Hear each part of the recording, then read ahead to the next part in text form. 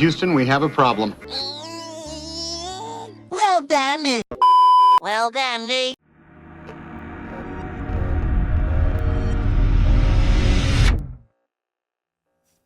Hey, what's going on, everyone? Vega here for SerpentX Tech, and recently I put out a couple videos about my experience with the Iceriver AL2Lite. Mine continues to randomly shut down. It could be a day and then shut down. It could be 3 days and shut down.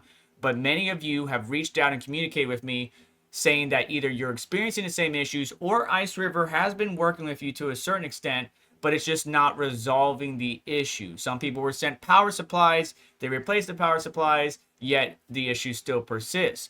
I'm starting to feel like this is a firmware situation, or an updated firmware from Iceriver would resolve it, that it is a hardware situation. TechMan provided some useful information about, taking the power supply, being very careful, of course, and getting some measurements in certain areas to see what's going on. Some people thought it was thermal related because we saw high temperatures. But either way, I'm hearing more and more from you, the end user, that you're not alone. We're not the only ones experiencing this, unfortunately. So is Iceriver going to do anything about this? Well, I did get a confirmation from them. But just to go recap over what's going on, again, I posted some videos about my experience, how it just continues to shut down, how I'm missing profits because this device will randomly shut down. And then when you go back to the logs, which I'll bring up towards the end of this video, there's not much in there for historical data, right? When the machine boots back up, it starts anew, and then you get that information there. But as far as historical logs, you're not gleaning much from that information. Somebody even posted their information, and you can see how high the temperatures are getting on some of the chips. But that's about average or on par for how hot these things run. So I don't think it's thermal related. It could be PSU related, but I'm not entirely sure. And you guys continue to reach out to me, and I appreciate that, whether it's through Twitter, Discord, or through the email on the YouTube channel. I appreciate it because I really want to know what is going on and will this be fixed. From my understanding, according to Iceriver, which I have been communicating with, they say our after sales and tech departments are working the issue and will give a solution ASAP. But I don't know the time frame on it. I don't know when that's going to be. Additionally, I haven't seen any public posts from them about this just yet. If they are, or if they have, by the time you're watching this video, let me know. Because I don't want to slam Iceriver. Iceriver, I want you to understand, is not a Bitmain. It's not a WhatsMiner, right? Those companies are giants. And Iceriver came into the scene fresh with Caspa ASICs alongside Bitmain and kind of made a name for itself. And the company has grown quite considerably. And I understand as a new company getting into this, the tech industry, at least the ASIC industry, can be quite daunting. And as you grow, you're going to bump into some issues. Namely, one of the main issues I've been seeing, or at least hearing about, I got some pictures, and we actually saw some on Twitter the other day, is people being sent dirty ASICs, right? Used ASICs. They're expecting to get a new device, but instead they get a used one. Now, that could be third-party reseller just taking advantage of the Iceriver name and sending them, a really nasty, grungy, dirty, rusty ASIC.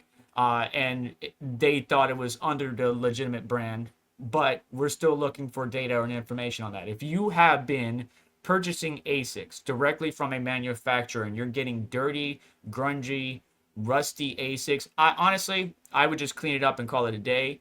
But I would assume that would be at a discount, right? You don't buy a new car, right? And then you get it and it's used, it looks nasty, the paint's all messed up. Like, you're not going to pay those prices for that. I was buying a new car. I spent new car money and you sold me a used car. So if you're one of the users experiencing this, I want to hear from you. I want to know more about your experience, what's going on. Thank you to the individual who reached out to me and CC'd me on a communication between them and Iceriver, where they were sent the power supply. They tried it. It didn't work. It still continues to randomly shut down. Now, Iceriver wants the user to ship the unit back to them.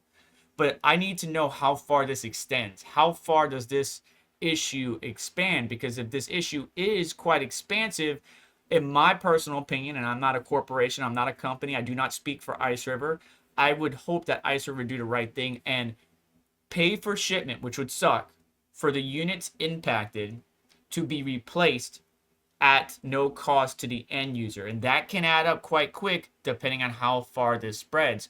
but I don't know that yet. I'm just learning more and more as you, the end user, are reaching out to me and telling me about your experience and telling me about some of the issues you have been experiencing. And Iceriver, I would hope that you do some type of public announcement. If you do have confirmation of a lot of users experiencing these random shutdowns, power supply replacement isn't resolving it, whatever troubleshooting steps aren't resolving it, and it more than likely is something that we can adjust or patch via firmware, you need to be public about it. You need to be transparent about it. That's what I would request of you, Iceriver. Whether or not you're going to honor what I just said about paying for these users to ship their units to them and then giving them a replacement at no cost to them, that's up to you and your legal team. I can't speak for you.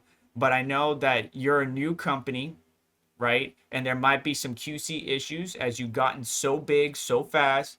And there might be some other issues as your team has expanded or your company has expanded, and maybe you need the right people and the right team members in these places in order to make sure that quality is good, to make sure that units are being shipped out accordingly to the prices the user paid for it. If I'm paying for a new miner, I want a new miner. I don't want to use one. I don't want one that you had in the warehouse that has a lot of dust, a lot of rust, a lot of grunginess or mildew from water, right? That might have been leaking around the ASIC. I want a brand new one, not a scratch on it when I pay those prices. Again, I think that's third-party resellers taking advantage of the Iceriver name. It might not be Iceriver directly. However, I could be completely wrong. I haven't found a picture that I'm referring on Twitter, but I have been advised of that.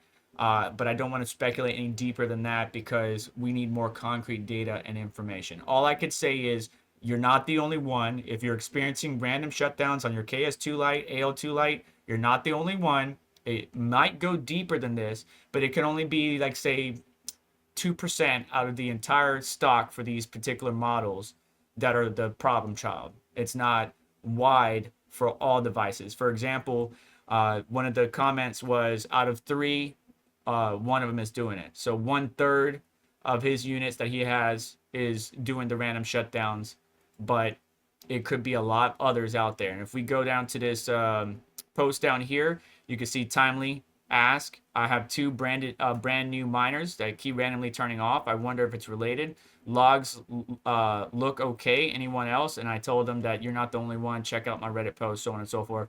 And this is all you're going to get from the historical logs right here. It's temperature settings, fan speed, power draw. Let's go ahead and pull it up real quick before I let you go. And look at that. The miner's down again, and I just restarted it this morning. I just restarted the AL2Lite, and it's down again. So one option is to put it on a 110 system, like a normal outlet with a smart plug that automatically restarts, powers off and powers on ever so often. But this is just annoying and ridiculous, and I haven't been able to do the profitability or test the profitability of this miner for you guys yet. But let me boot it up, go straight into logs with you so you can see what I am talking about. All right, and in the logs right now, doesn't really give us much. It gives us the basic initialization, the booting up, checking of devices, making sure everything is good, and then that's it. You know, ramping up hashboard 1, hashboard 2, temperatures. That's it. It doesn't tell us much, and I don't think it's temperatures related because my temperatures are on par with everybody else as far as like max temp 81, 82. That's within range. That's within tolerance. And then historical logs doesn't give us much information either, right? It just gives us date, the hashboard, hash rate, the max temp, the PCB temp, the fan speeds, current power, and that's it. And it just repeats by the date, by time, so on and so forth. And you can see the time distance between each one of these, right? 723, 724, 25, and then 1226. And there's gaps in here that you'll see, like for example, right here, where on 1221 it just randomly shut down. There's nothing here, and you know I'm doing things for the holiday, and then I didn't turn it back on till 12:30. And again, there's no information to glean to be like, hey, this is the cause. So I don't know if it's a power issue. Some people believe it's a power issue. Maybe there's a firmware update that can mitigate the issue. But historical logs don't do crap for us. I downloaded the logs as well. It looks exactly like what you see here. It just doesn't give us much, unfortunately. It doesn't give us a damn bit of information that can help us determine what the actual cause is. So it's unfortunate. Maybe you can do the smart plug trick and have it restart every once in a while, or just power cycle, so that way you can continuously have this thing up and running. But all I know is I'm missing out on profits this entire time because this device keeps, you know, obviously not mining. And Iceriver needs to be a little bit more transparent about it, especially because they have access to the tickets. They could see on the support tickets how many people or users are impacted by this. They're selling the units for $5.99. They could see how many users are impacted by this and just be like, hey guys, we're aware of it. We're working to resolve it. Our apologies for the inconvenience. For those of you that reached out and we worked with support tickets wise in the past, sent you power supply, replacement, whatever, we'll continue to work with you accordingly. You know, just try to work with the community to make it better. Again, they're not as big as Bitmain or Whatsminer. They grew drastically when they provided ASIC miners for Caspa, and I think that growth is showing some of the cracks in the quality of, you know, some of maybe the quality control of some of their products, maybe you know, not paying attention and shipping in a used unit to a new customer instead of to a customer that might have wanted to buy a used unit at a discount. Because people do that. They buy used ASICs, but they understand they're buying used ASICs just at a discounted rate. Paxtos and a few others resell. So if I'm a new user and I spent new ASIC money, got a used one, I'd be very disappointed. So hopefully Iceriver fixes it. If you are impacted or you're just hearing about this, let me know. Reach out to me, Discord, Twitter, email on the website, or excuse me, on the YouTube channel. But I don't know how deep this goes. It just seems a lot bigger than maybe I was anticipating and maybe that Iceriver was anticipating. And I hope to see Iceriver take ownership and responsibility and try to work with the community to resolve this for you, the end user, myself, and many others. I'd rather Iceriver take care of you guys. I'll be okay if my AL2Lite doesn't work, but I'd rather them take care of you guys who help make Iceriver what it is today than, you know, worry about me. I just wanted to get the information out there. This isn't an attack against Iceriver. I just want to see them do better, handle the situation accordingly, and take care of you, the consumer, the end user. So again, keep me posted, keep me informed. I appreciate every single one of y'all reaching out and giving me this information. But that's going to do it for today's video. Hit that like button on the way out. Get subscribed. Hit the notification bell to stay up to date, as well as check out additional links in the description somewhere in there. Hopefully you're not using Honey, the browser extension. But you all have yourself a wonderful day. Take care. I'll catch you next one.